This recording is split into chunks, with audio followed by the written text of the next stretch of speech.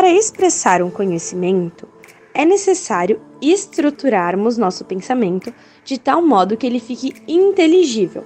Essa estrutura é organizada de 3 elementos: um sujeito, um elemento de ligação ou de separação e um predicado. Por exemplo, se falarmos apenas sol, nosso interlocutor vai perguntar algo do tipo: o que tem o sol? Mas se falarmos o sol está quente hoje, rapidamente nosso interlocutor entenderá do que se trata. Mas afinal, o que seria um conhecimento? O conhecimento é uma crença verdadeira e justificada, diferente da opinião que não necessariamente vai ser verdadeira ou justificada. E para começar o estudo dos conhecimentos, a gente começa com o conhecimento mítico. O mito é uma palavra que tem origem do grego e quer dizer uma narrativa lendária ou um relato imaginário. Os mitos, na maioria das vezes, eles explicam a origem de alguma coisa, como, por exemplo, o universo, as divindades e os fenômenos naturais antes da ciência explicar esses acontecimentos. E, na maioria das vezes, eles envolvem seres fantasiosos, seres míticos. Alguns autores, inclusive, consideram os mitos como mentiras, superstições ou conhecimentos de menor valor, pelo fato deles não seguirem um método de conhecimento das ciências ou da filosofia.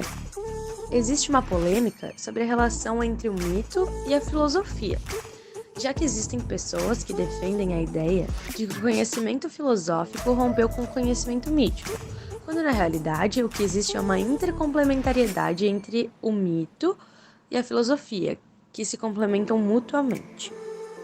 E atualmente a gente encontra muito facilmente o mito em filmes, séries e jogos.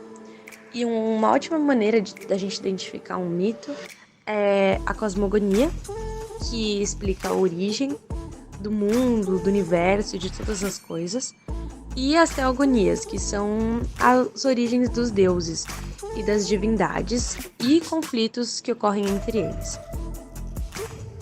Os mitos também estão presentes nas tradições dos povos originários da América. Só no Brasil são mais de 250 grupos indígenas com diversas histórias míticas. Então podemos concluir que o mito ele é uma forma de conhecimento que tenta explicar a origem das coisas sem necessariamente um embasamento científico ou uma explicação lógica. O conhecimento empírico é o conhecimento adquirido através das nossas experiências, ou seja, das coisas que a gente vivencia, observa, ouve no nosso dia a dia. Uma característica muito forte desse conhecimento é a generalização de experiências pessoais. Desde que um grupo de pessoas entenda algo como verdade ou fato, aquilo realmente vai se tornar algo relevante, tendo ou não comprovação. Esse conhecimento está muito ligado com o senso comum, logo que nenhum dos dois precisa ter qualquer tipo de comprovação científica ou evidência.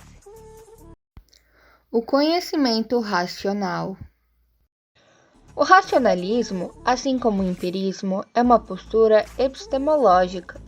O racionalismo acredita que o conhecimento não se inicia na experiência, mas na atividade do espírito.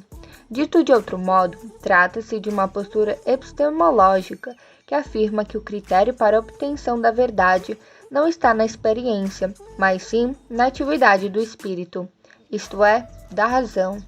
René Descartes, também conhecido como o fundador da filosofia moderna, foi um dos mais importantes expoentes do racionalismo. Descartes argumenta que para construir um edifício sólido de conhecimento, precisamos nos livrar das opiniões prévias e acreditar apenas naquilo que é claro e distinto. Resumindo as informações que apresentamos sobre o racionalismo, podemos afirmar primeiramente que o racionalismo é uma postura epistemológica, na qual é no pensamento que encontramos o critério para a obtenção da verdade. Em segundo lugar, no que tange à pergunta sobre a origem do conhecimento, o racionalismo afirma que este começa no pensamento. A experiência, por seu caráter contingente, não pode nos dar a certeza. E por fim, aprendemos que conhecimento é um conceito específico para o racionalismo, isto é, não é qualquer tipo de saber, mas sim um saber que é necessário e universal. O criticismo de Kant. O criticismo, por sua vez, é outra abordagem epistemológica que tentou solucionar problemas surgidos com o empirismo e o racionalismo. O criticismo endossa a tese de que todo conhecimento começa com a experiência, mas nem todo conhecimento deriva dela. Conforme Kant, para termos conhecimento, precisamos da sensibilidade para perceber os objetos e o entendimento para pensar os objetos.